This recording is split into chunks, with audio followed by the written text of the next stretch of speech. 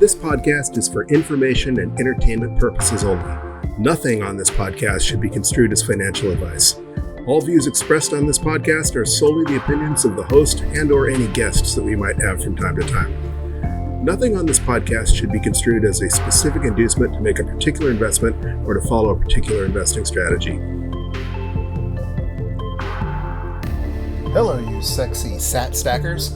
Welcome to the Bitcoin Bulletin Podcast, DCA Wednesday edition. Today is Wednesday, August 4th, 2021, and this will be stack number 2 of our new series on weekly dollar cost averaging Bitcoin. Our first stack, of course, was last Wednesday, the 28th, and we stacked $20 at an average price of $39,716.40, which scored us 49,224 Satoshis after a 45-cent fee.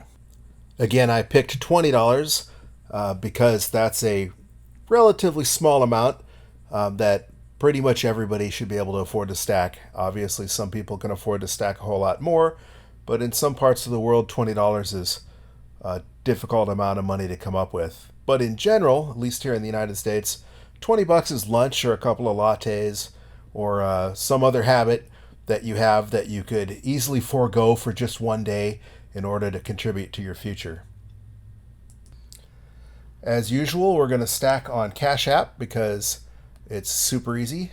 And in lieu of using the automated dollar cost averaging stacking feature, I'm manually buying because, once again, I like to watch the prices and obsess relentlessly about them before I make my purchase. So we're going to go to our handy dandy Cash App, and if you don't have Cash App, there is a referral code in the show notes where you can earn a $5 bonus for signing up. There are terms and conditions to apply. Disclaimer, they are not a sponsor of this podcast. We do not have any sponsors.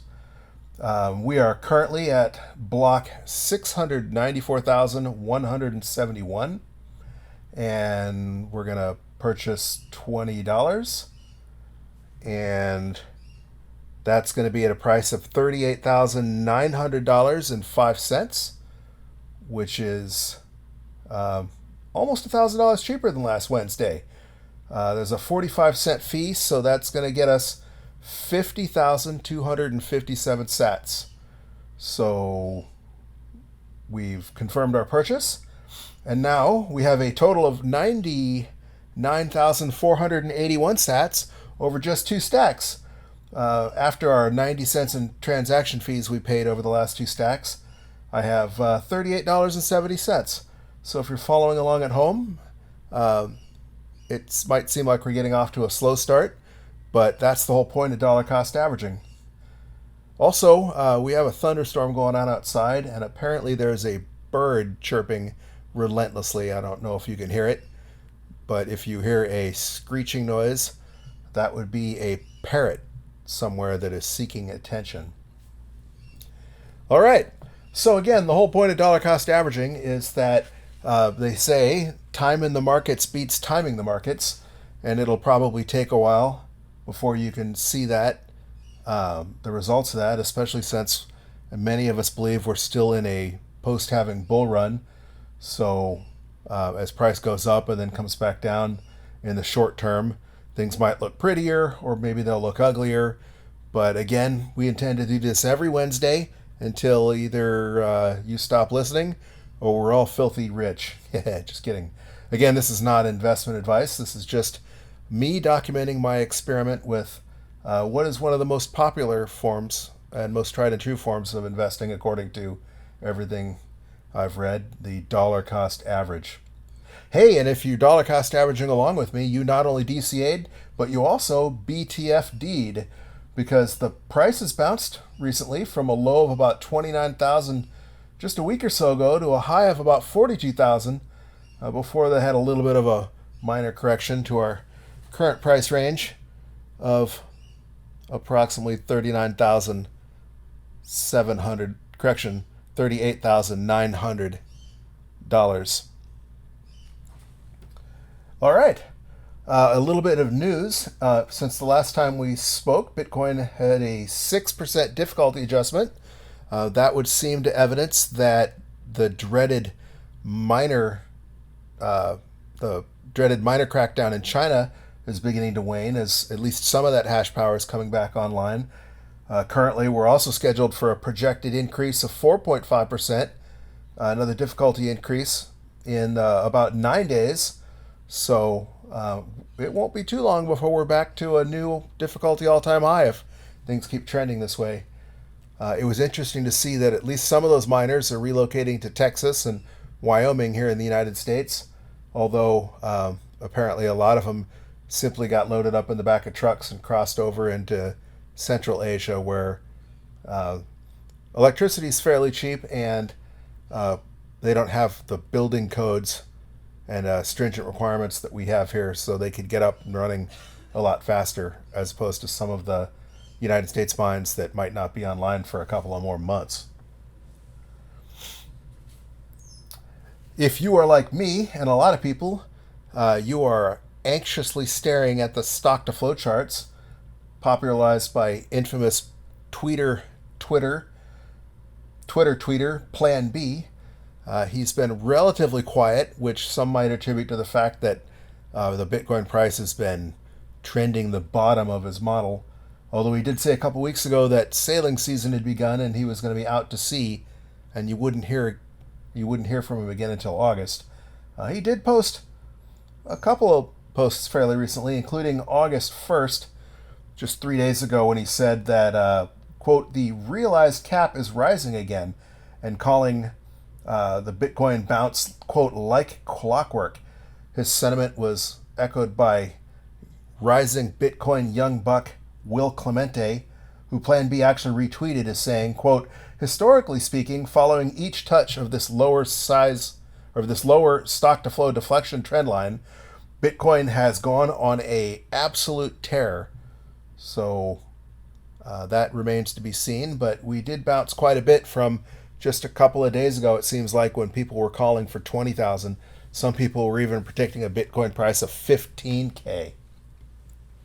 The other major news out there is basically what I'd like to call this complete bullshit infrastructure bill. Regardless of what you think politically, regardless of how you vote, when most people hear the term infrastructure, they think of repairing our crumbling roads and bridges that we've heard so much about in the news over the last couple years. While there's a pork fest like we've probably never seen before crammed into this bill, the thing that is affecting us Bitcoiners the most is the upcoming proposed Bitcoin regulation, which naturally in congressional style they crammed into the bill at the last minute, just a day or so before they had planned on voting the law into existence, before they had even published it for most members of Congress or the general public to even read. Kind of a la the way they passed a couple of other infamous projects the last time that Biden was in the White House, or at least in the vice president position. There's not just proposed regulation that's been reintroduced into the Congress again, but in the infrastructure bill, the onerous reporting requirements that would, as originally proposed, treat every node operator, every Bitcoin miner, and every software developer as a, quote, broker, and subjecting them to the bank secrecy rules and onerous KYC requirements that arguably would be completely impossible to comply with. CoinDesk was celebrating a little bit with their headline that the cyber hornets have basically taken on Congress and that there might be some compromises in the works, specifically that miners would possibly be exempted from the new definition of brokers. But this is a pet peeve of mine, because we always hear from politicians like the late John McCain and other mushy moderates who say things like, we need to have a national conversation, or we need to be reasonable, or compromise. Well, reasonable regulation is always a lie. When it comes to our government, and like most governments, man, you give them an inch and they're going to come for a mile. As soon as the ink dries, you can guarantee that they're going to be coming for even more Bitcoin regulation. The only way to deal with is just to say no to their bullshit. You lose the battle the minute you start playing by their game. I've seen this before in other lines of work. I've represented employees in a previous life in our labor organization where in this case, the city government would want to come to you and say, hey, we want to work with you. We're proposing this really horrible increase in costs to our employees or decrease in benefits. But if you just sit down with us and agree to take maybe half of the medicine that we're proposing, then we'll all win and we'll all have just been, we'll all be just a little better. It's a give and take, a win-win situation for both of us, which was always a load of crap. Not once did I see any time that we were forced to give anything up that we ever got that back. And of course, the next year or the next time it came time to negotiate benefits or salary information, it was always, hey, we need to get a little bit more from you, or this got a little bit more expensive, or we just want to make you jump through one little more hoop. Again, you lose that game the minute you play that game. Fortunately, as many people like to point out, Bitcoin is FU money. So there really isn't a damn thing they can do to stop us, except make you a criminal. I guess if you're okay with living in the shadows and operating in an underground economy, then none of this should bother you in the first place. Hopefully you're holding your own private keys anyway. However, if like what seems to be a growing majority of this country, you are absolutely fed up with this headlong march into totalitarianism, into Marxism, into fascism, you need to get on the phone and call your representative in your senator's office right away. You know, a lot of people think my vote doesn't count. We're just the little guy. Only the lobbyists and the big corporations get their way and they're never going to listen to us.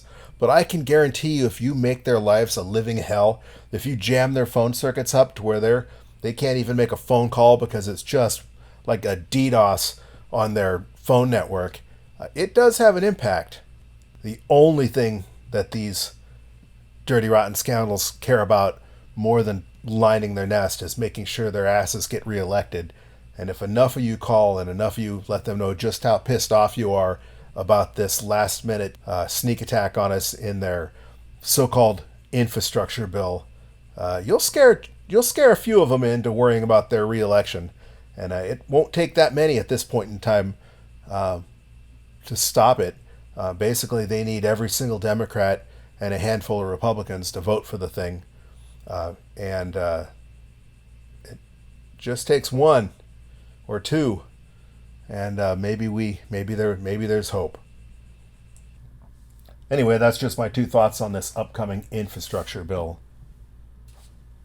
As you know, we don't have any sponsors in this show. I did mention that there is a Cash App referral link, which we'll include in the show notes, or you can just remember the code PZBNXLF, easy, right?